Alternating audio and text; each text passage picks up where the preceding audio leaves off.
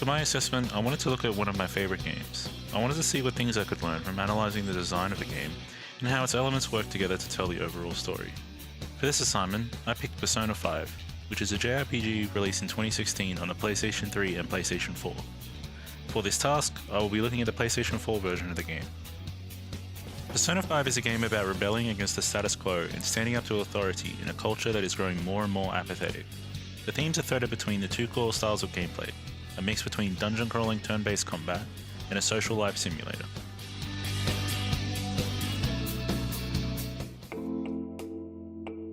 Being a JRPG, it's unsurprising that the game takes inspiration from anime as its main art style. However, there is still room for the game to be unique and to express its themes through its audio and visual design. There are several flares and design choices they make to reinforce the themes of the game, things like how the main characters starkly stand out in many scenes, which pushes the idea that the characters are outliers and unwanted in society.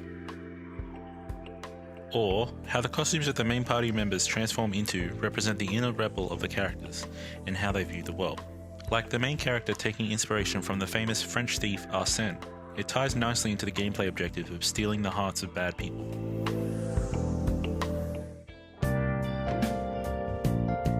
The presentation of the story is perhaps the biggest downside of the game. Though it doesn't prevent the story from being immersive or engaging, there can be pacing issues throughout, as large and complex ideas are often explained through heavy amounts of exposition.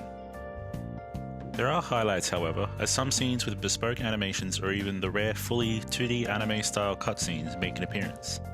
The game begins with an anime-style cutscene, and you get the sense that the real story is taking place within that world, and that the 3D world is more of an interactive stylization. Similar to how games like World of Warcraft will have high-fidelity cinematics then cut back to a much more simplified game world. Overall, even though the presentation of the narrative varies wildly, nothing breaks the immersion of the game completely, so it's ultimately successful in that regard.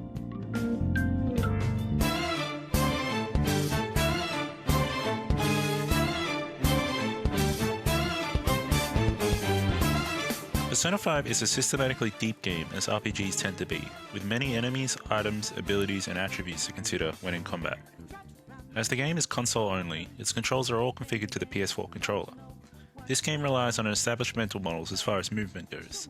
Left stick moves the character, right stick moves the camera. The X button is used to interact with objects, and the triangle button opens the menu. Within combat, the game has done a fantastic job at simplifying what could very easily be a busy user interface. The most common options are mapped to a face button that activates with one touch, and deeper systems are tied to submenus.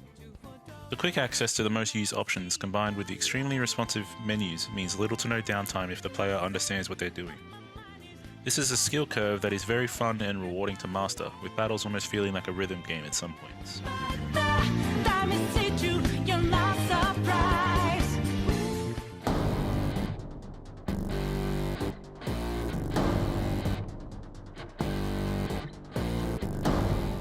It's here with game goals that we add another negative to the game, this being the ultimate global goal for the player. Without spoiling too much, the narrative presentation at the beginning is that the main character is recalling the events that led them to their current predicament. What this means is that for a large portion of the game, there is no tangible global goal to reach, as the aim is to simply go along with the story until it tells you how the player ended up where they did. This makes the game drag in several places, as the player might be left in a lurch with no immediate goal to pursue, and they simply have to wait for the game to progress them forward. Where the game succeeds is on the medium to short-term goals, which are quite engaging.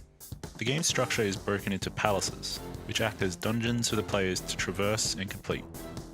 The goals here are to steal the heart of the palace leader, and this process often takes around a month of in-world game time to complete. The pacing with these palaces are typically as followed. The main cast discovers a person they determine as immoral or housing twisted desires. They spend around a month completing their palace, and then the game plays out the aftermath. And after that, the party continues to search for the next target. These palaces are key to the game loop, and it is in completing palaces where the two halves of the game are married, as the social simulator portion of the game involves the main character forming relationships, working jobs, buying gear, and increasing their stats, all of which directly affect their prowess in combat. In analysing Persona 5, it is easy to see where some flaws lie. However, overall, Persona 5 is a huge success in being an engaging game. It combines two distinct styles of gameplay extremely well, and tells an engaging story while doing so, all through sound design and well thought out presentation. Thank you for listening to this discussion. I hope you have a wonderful day.